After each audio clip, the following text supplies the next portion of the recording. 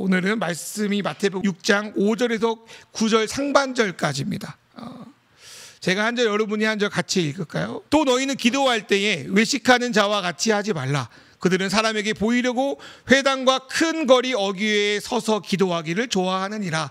내가 진실로 너희에게 이르노니 그들은 자기 상을 이미 받았느니라. 너는 기도할 때에 내 골방에 들어가 문을 닫고 은밀한 중에 계신 내 아버지께 기도하라. 은밀한 중에 보시는 내 아버지께서 갚으시리라. 또 기도할 때 이방인과 같이 중언부언하지 말라. 그들은 말을 많이 하여야 들으실 줄을 생각하느니라. 그러므로 그들을 범하지 말라. 구하기 전에 너희에게 있어야 할 것을 하나님 너희 아버지께서 아시니라. 같이 읽겠습니다. 그러므로 너희는 이렇게 기도하라. 아멘. 우리는 이제 보통 여러분 기도를 이제 매일 하시는 분도 계시지만 많은 경우는 뭔가 기도는 좀 특별한 일, 뭐 문제가 있을 때 뭐 하는 것으로 생각할 때가 많습니다. 때로는 기도가 신앙 수준이 높은 사람들이나 하는 것으로 생각되기도 합니다. 기도를 해도 이제 뭔가 이렇게 느껴지고 잡히는 것 없고 그냥 맹숭맹숭 하잖아요. 그럴 때가 있잖아요. 그러니까 기도를 잘 안 하기도 합니다. 뭐 저도 그럴 때가 많죠. 그런데 생각해 보면 기도는요 누구나 합니다. 기독교 말고도 다른 종교도 기도가 있어요. 그죠? 그리고 종교를 가지지 않더라도 자기가 도저히 해결할 수 없는 문제에 맞닥뜨리면 자기가 모르는 어떤 초월자를 향해 뭐 예수님, 뭐 부처님, 알라님 뭐 이러면서 이제 초월자를 향해서 도와달라고 말하기도 합니다. 그래서 주님께 돌아온 사람도 있긴 해요. 어쨌든 간에 그렇게 기도해요. 그러면 소위 신이 없다고 하는 무신론자는 어떤가? 여러분 무신론자는 물론 신을 대상으로 기도하고 있지 않지만 어떤 상황에도 신이 없다고 하는 간절한 신념을 붙들고 포기하지 않습니다. 여러분 그것이 어쩌면 그들의 기도입니다. 여러분 기도는 기본적으로 무언가에 대한 갈망, 원하는 것에 대한 욕구가 중심에 있습니다. 여러분 예를 들어서 뭘 되게 사고 싶어. 근데 뭔가 이렇게 좀 돈이 없거나 좀 이거 필요 없을 것 같아. 그러면요 몇 달 동안 묵상하. 근데 점점 내 합리화시키기 시작해죠. 계속 사고 싶다 물어보고 야 비싸냐 괜찮냐 막 물어보다가 결국은 삽니다. 그 안에 사고 싶은 갈망이 있습니다. 여러분 기분은 기본적으로 갈망이거든요.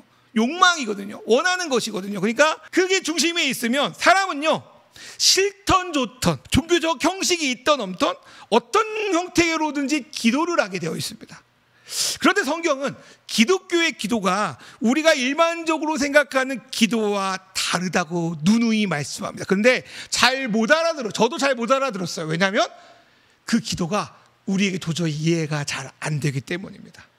솔직히 우리는 기독교인으로서 기도하지만 대상만 바뀔 뿐이지 많은 경우 일반 사람들이 다른 종교가 하고 있는 기도를 하고 있을 때가 많이 있어요. 예를 들어서 몇 가지 예를 들어볼게요. 급할 때 하는 이제 긴급기도 119 기도죠. 그리고 뭐 하나님을 내 맘대로 조정하는 채널 트는 거 리모컨 이렇게 해달라는 기도. 또 기도를 마치 하나님이 원하는 걸 내가 전달받는 택배 기도. 이렇게 택배가 늦지 이렇게 빨리 전화해야겠다. 빨리 언제 와요 택배? 그러면서 기도하는 거. 그리고 어떤 사람은 기도를 이제 요술 도깨비 방망이처럼 여기기도 합니다. 어떤 사람은 기도가 내 마음을 들어주는 어떤 넋두리 하는 기도, 뭐 자기 이야기 막 하는 기도. 그리고 요즘 이제 많은 사람들이 좀 일부가 하고 있는 명상 있잖아요. 그래서 기도를 명상처럼 여기고 합니다. 아니, 근데 뭐 기도 안에 이런 것들이 없지 않아요. 긴급할 때 기도해야 되고 하나님과의 친밀하게 명상할 수도 있고 뭐 급하면 원하는 걸로 요구하고도 있죠. 그런데 기독교의 기도는 이런 것들이 주가 되지 않습니다.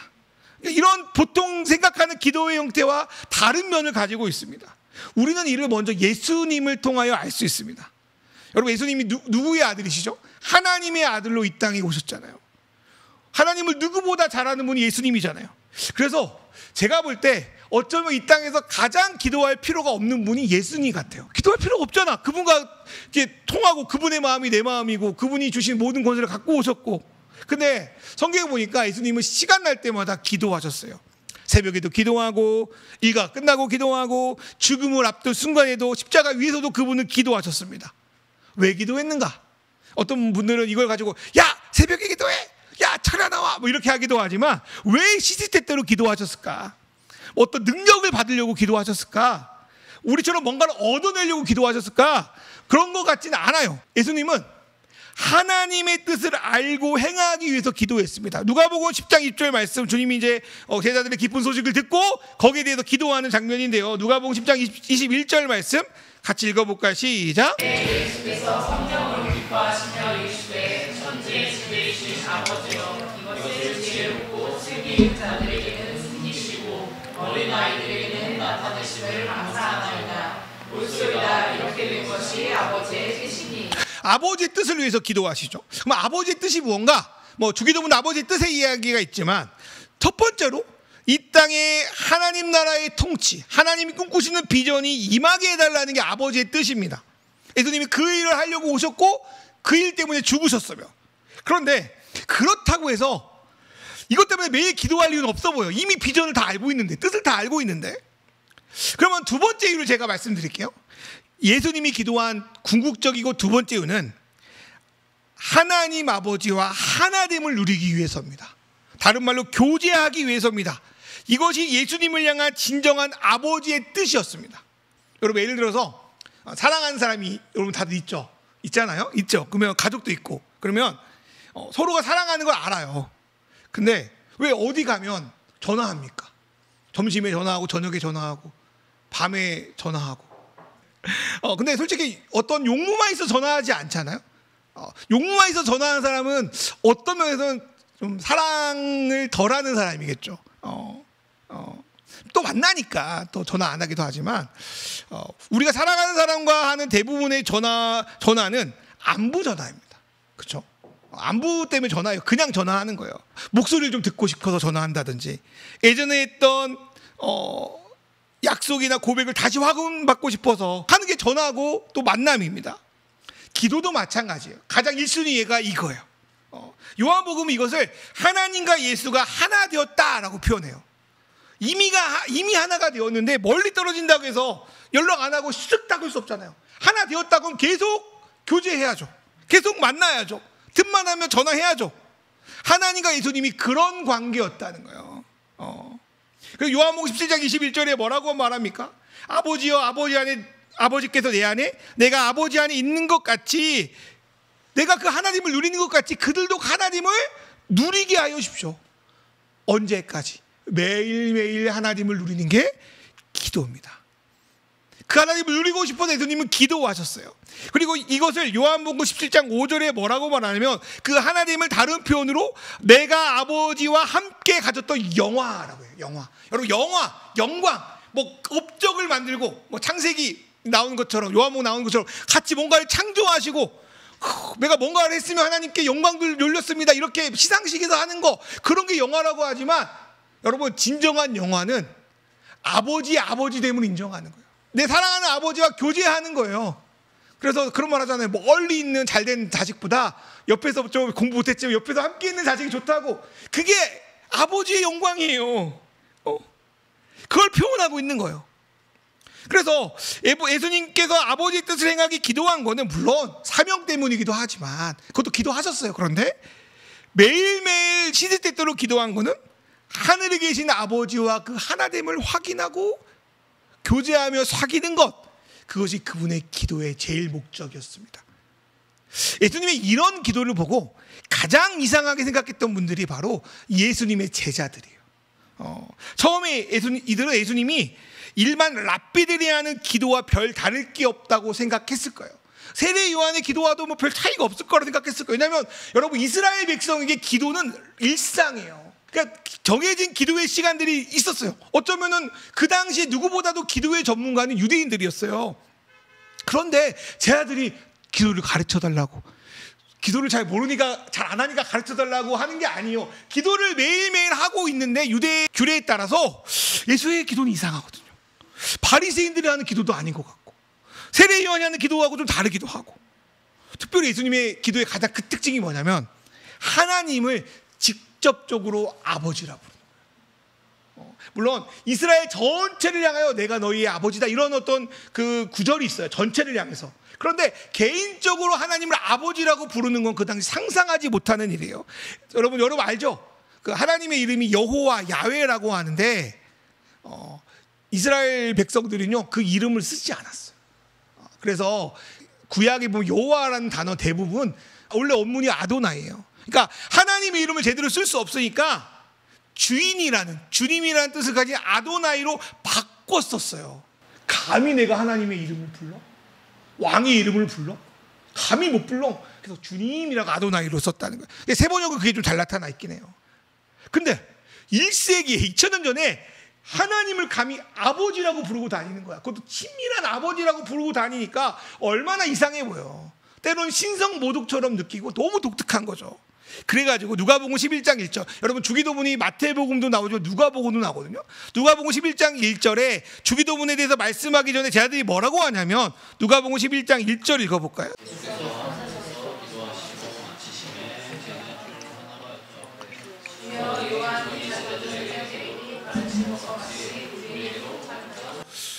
가르쳐 주십시오. 이상합니다. 독특합니다. 요한과 다르고 바리새인과 다르고 예수님 어떻게 하나님을 아버지라 부르죠? 좀 알려주세요 라고 기도를 알려달라고 말하는 겁니다. 그게 바로 주기도문이죠.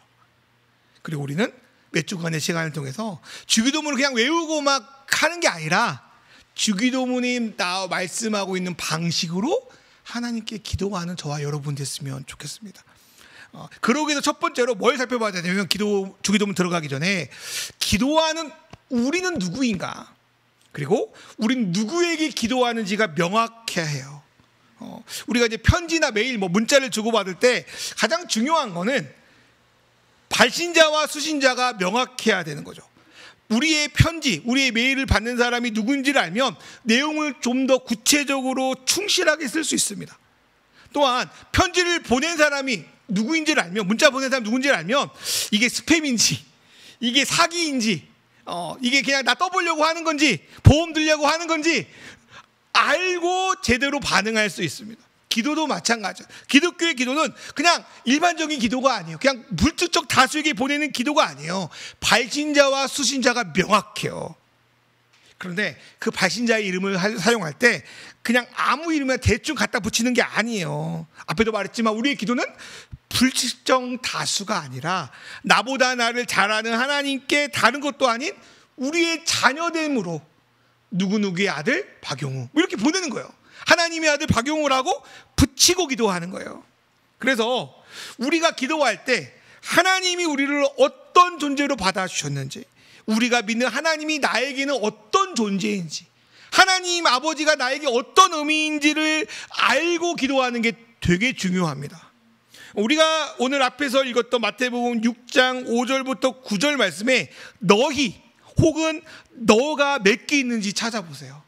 제가 굵은 글씨로 해놨어요 오늘. 제가 언어는 안 찾아봐가지고 정확하게 이제 언어적으로는 몇 개 있는지는 안 찾아봤는데 9개가 있는 것 같아요. 제가 세 번역을 찾아보니까 11개, 10개 이렇게 있는 것 같아요. 너희는 이제 복수겠죠. 너 단수겠죠. 이게 계속 반복해요. 너희는 너 계속 반복하는 거예요. 그럼 여기서 말하는 너희는 뭐냐? 대명사 이런 게 아니에요. 일반 대명사가 아니에요. 꼭 집어서 어떤 그룹, 어떤 사람을 가리키고 있는 거예요. 1차적으로는 제자들이겠지만 그것은 예수를 주인으로 모시고 하나님 나라의 백성에 속한 너희, 바로 우리를 말하는 거예요. 성경에서 너희라고 부르는 건 꽤 오래된 전통을 가지고 있는데 출애굽 시절 이스라엘 백성도 너희라고 하나님 부르셨어요. 하나님께서 이스라엘 백성 애굽에서 구원하시고 시내산에서 이들이 하나님의 백성이 되고 나 하나님은 이들의 백성이 되는 언약을 맺습니다. 일종의 결혼식을 한 거죠. 그리고 나서 그 언약을 맺은 백성에게 레기 보니까 이제 너희는 주변 민족, 특별히 가나안 땅에 사는 이들이 살아가는 그런 방식이 아니고, 그런 기도가 아니고 십계명을 이시해서 하나님이 정하신 법도에 따라 살라. 너희는 그렇게 살아야 돼 라고 말하는 정체성이죠. 그래서 하나님이 이스라엘 백성이 주신 율법은 단순히 규칙이 아니라 그 나라 백성이면 어떻게 살아야 되는지 가르쳐준 헌법, 정체성과 같았다는 거예요. 문화와 같았다는 거예요. 또 이 말씀은 우리가 잘 아는 산상수훈과도 연결됩니다. 어떤 분들은 전에도 말했지만 산상수훈은 그냥 천국 가서 지키는, 우리가 지킬 수 없는 이런 거라고 하지만 하나님이 이스라엘 백성에게 시내산에서 십계명과 율법을 준 것처럼 예수님은 자기를 주인으로 메시아로 받아들인 자기의 백성에게 또다시 산에 올라서 하나님 나라 백성으로 어떻게 살아야 되는지 가르쳐 준 게 산상수훈이고, 어쩌면 팔복은 십계명과 같은 거예요. 우리에게 지금 적용되는 말씀이라는 거예요. 그리고 살펴보면요, 주기도문은 산상수훈의 메시지의 가장 한가운데 자리 잡고 있습니다. 이건 뭘 말하냐면, 하나님 나라 백성으로 이 땅에서 산상수훈의 가르침, 하나님 나라 백성으로 사는데 가장 핵심이 뭐냐면 주기도문이라는 거예요. 낙타가 바늘귀에 들어갈 만큼 부자가 천국 가기 어렵다 할 때, 그럼 누가 천국 갑니까? 그랬더니 사람은 못하지만 하나님은 할 수 있다고 그러잖아요. 산상수훈은 어떻게 우리가 지킵니까? 그래, 사람은 할 수 없어. 그러나 하나님은 할 수 있어. 그게 뭐예요? 기도인 거죠. 그래서 기독교의 기도는 하나님의 백성이 아니면 드릴 수가 없어요. 너희가 아니면 드릴 수가 없어요. 기독교의 기도는 내가 하나님 앞에 어떤 존재인지를 바로 알 때 제대로 드릴 수 있어요. 그리고 내가 기도하는 하나님이 어떤 분인지를 알아갈수록 명확하고 깊어집니다. 여러분은 하나님 앞에 어떤 존재입니까? 하나님의 자녀죠. 딸이죠. 아들이죠. 하나님은 누구십니까? 우리 아버지시죠. 야고보서 1장 5절에 보니까 아버지는 후히 주시고 꾸짖지 않는 아버지시래요. 나보다 나를 더 잘하는 아버지시래요. 탕자의 비유에서 보면 우리가 아무리 잘못하고 실수해도 그 앞에 회개하고 그 삶을, 그 이전의 삶을 돌이켰을 때 버선발로 나와 친히 아무것도 묻지 않고 안으시는 게 우리 아버지세요. 잔치를 열어주는 게 우리 아버지세요. 회개는요, 뭐 중학교, 초등학교 때 그때 영접했을 때 일어난 게 아니라 지금 우리 삶의 순간에도 벌어지는 거예요. 그때 잔치를 벌어주는 게 아버지세요. 우리를 자녀 삼기 위해서 자기 자신이면서 자기 아들인 예수 그리스도를 우리에게 주신 분이 아버지세요. 그리고 하나님 그때뿐 아니라 지금도 우리를 부르셔서 그의 아들 예수 그리스도와 함께 계속 교제하기를 원하세요. 야, 너희는 왜 영접기도 때만 나한테 기도하고 왜 이후로도 전화를 안 하냐? 수십 년 동안 전화 안 하고 있냐? 주님이 그러고 있는 거라는 거예요. 계속 교제하고 사랑 나누기를 원하시는 아버지십니다. 그래서 고린도서 1장 9절에 뭐라고 말씀하십니까? 너희를 불러 그의 아들 예수 그리스도 우리 주와 더불어 교제하시는 하나님은 미쁘시도다, 신실하시도다. 그래서 그 아버지를 알면 우리는 불안과 초조함이 아니라 내 기도 제목이 들어줄까 안 들어줄까 막 그런 게 아니라 평안과 안정과 감사를 가지고 주님의 국률하심을 신뢰하여 담대히 그분 앞에 나아가는 거예요. 그리고 히브리서 4장 17절 말씀 아닙니까? 그러면 우리는 국률하심을 받고 때에 따라 돕는 은혜를 얻기 위하여 은혜의 보좌 앞에 담대히 나아간다. 그렇게 내가 하나님 앞에 어떤 존재인지, 하나님이 우리에게 어떤 아버지인지를 명확하게 알고 발신자 수신자를 명확하게 알고 기도하는 것이 우리에게 먼저 해야 될 일입니다. 두 번째로 예수님은요, 하나님 나라 백성들 우리가 아버지인 하나님께 담대히 나아가 그 기도의 특권을 누리기를 원하세요. 자기처럼. 그런데 예수님은 하나님 나라 백성은 이렇게 기도하라를 가르치기 전에 오늘 말씀에 나와 있지만 이렇게는 기도하지 말라를 먼저 가르칩니다. 자, 기도하는 우리가 누군지 알았어요. 또 기도받는 그분이 누군지 알았어요. 그럼 우리는 그분의 인격에 맞게, 그분의 상황에 맞게 기도해야 됩니다. 만약에 그렇게 기도하지 않으면 전화를 해도 서로 이상한 말만 하다 끝나요. 서로 생뚱맞는 말만 하다 끝나요.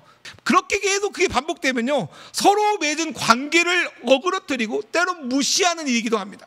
네, 제가 드라마를 볼 때 막 그 드라마에서 막 그 아주 친밀한 아들과 어머니 모자 관계를 보면 막 어머니에게 막 예를 들어서 김종숙 여사님 왜 그래? 막 하면서 뭐 친구처럼 막 함부로 대하더라고. 이게 함부로 대하는 게 그 뭐라고 할까? 막 진짜 그 막 엄마를 막 그렇게 한 게 아니라 그냥 친밀해서 그렇게 대하는 거야. 그래서 이놈아! 하고 이렇게 막 때리고 이런 게 너무 막 좋게 보인 거야. 그래서 제가 반말 나오네요. 우리 엄마께 써먹어야겠다 생각이 들어서 어머니께 어느 순간 여사님, 뭐뭐 여사, 뭐 유인우 여사 뭐 이렇게 몇 번 불렀단 말이야. 근데 어느 날 어머니가 저를 한번 부르더니, 야, 너는 왜 나한테 엄마라고 하지 않고 여사라고 부르냐? 기억나세요, 선생님? 저 기억나요. 그냥 장난이 하고 넘어가려는데 어머니 입장에는 그게 아니었던 거죠. 나는 너희 엄마인데 왜 여사라고 부르냐? 제가 잘못한 거 맞죠? 네, 제가 잘못한 거 맞아요. 근데 하나님과 우리 기도도 그런 것 같다는 생각이 들어요. 하나님은 우리를 아들로 여기고 딸로 여기는데 우리 하나님은 아저씨로 여겨요. 여사님으로 여겨요. 아니 무서운 사장님으로 여겨요. 뭔가를 해내면 안 될 것 같은 그런 무시무시한 하나님. 1달란트 받고 하나님은 심지 않은데도 거둔다고 하잖아요. 아주 악덕기업 줄 알고 하나님을 그렇게 기도하고 여긴다고요. 여러분 그런 우리를 보고 하나님 얼마나 마음 아플까요? 하나님 얼마나 그런 기도 별로 듣기 싫어하지 않겠습니까? 하나님 그런 기도 별로 안 좋아하세요. 싫어하는 기도가 뭐냐? 첫 번째로 외식하는 자의 기도입니다. 자, 외식은 다른 말로 위선이라고 바꿔 부를 수 있습니다. 이 외식에 대한 언어는 그 배우, 연기자에서 파생된 단어예요. 그러니까 그 배우가 무대에서 자기의 본 모습을 숨기고 배역에 맞는 캐릭터를 연기하잖아요. 우리가 어떤 멋진 배우, 막 선한 역할을 하는 배우를 보면서 우리도 저 배우가 진짜 성격이 그럴 거야라고 착각해. 근데 막 그 배우가 이상한 짓 했다고 뉴스 쓰면 실망감이 너무 큰 거야.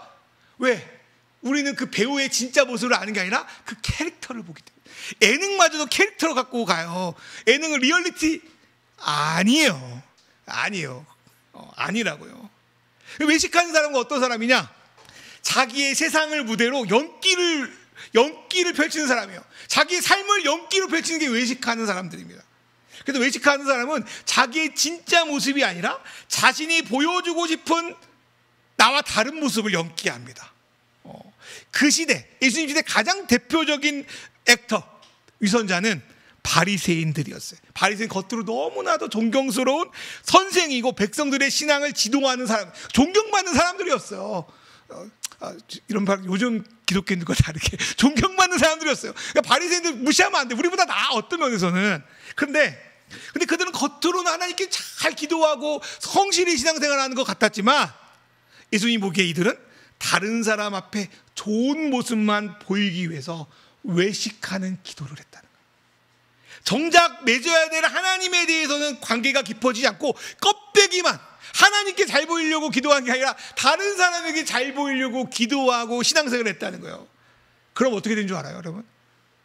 첫 번째로 하나님과의 관계를 맺어주지 못할 뿐만 아니라 내가 어떤지를 몰라요. 나를 보지 못해요. 그러니까 성장도 못해요. 그래서 여러분 그런 분 많잖아요. 주변에서 신앙생활 열심히 하고 오래 된 것 같은데 성장이 없는 분들은 많은 경우 위선적인 신앙생활을 할 경우가 많습니다.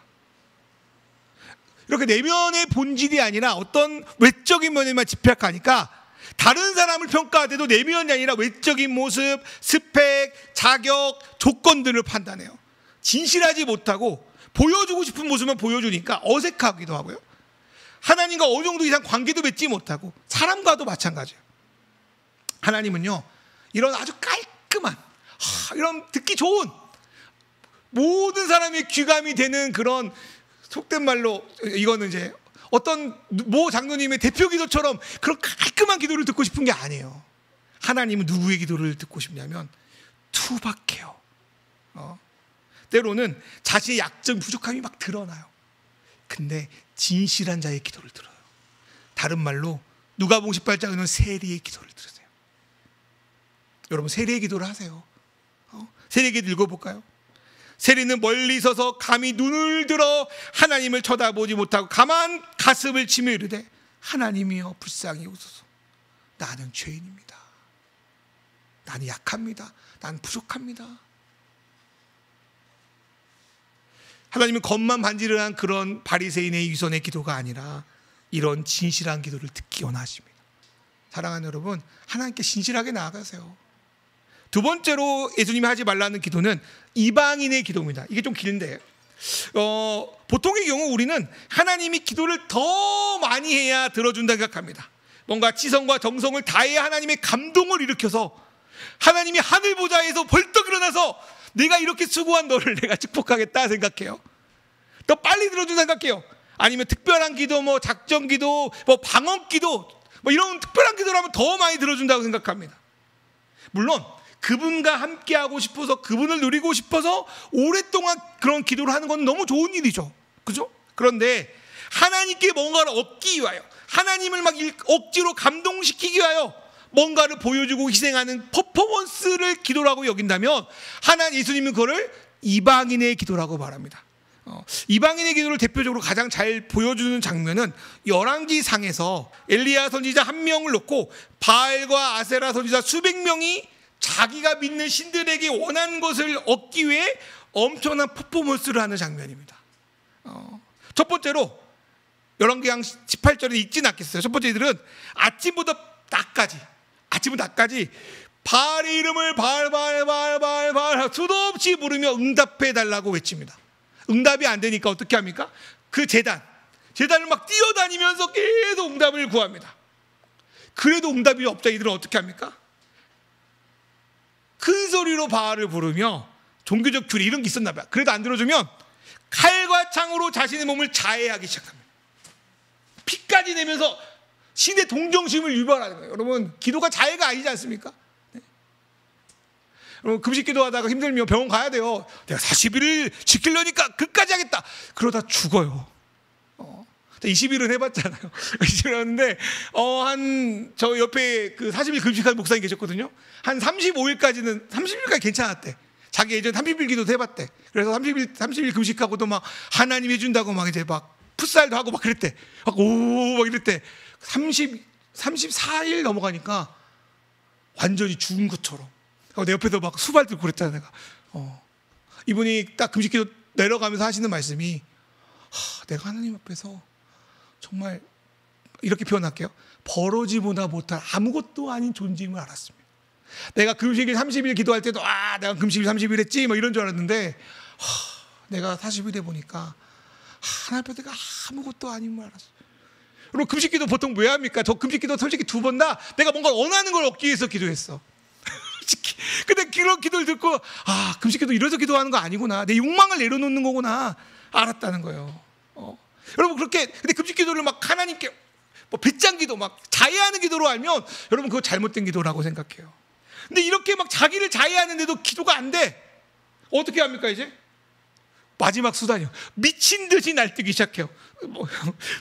열왕기상 18절 29절 읽어드릴게요.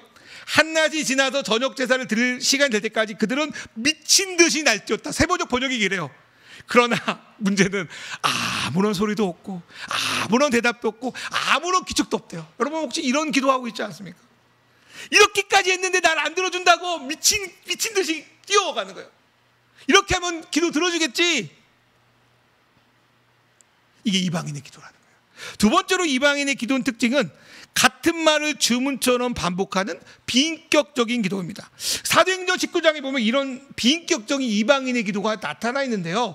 우리 사도행전 19장 34절 말씀 읽어볼까요? 그들은 그가 유대인인 줄 알고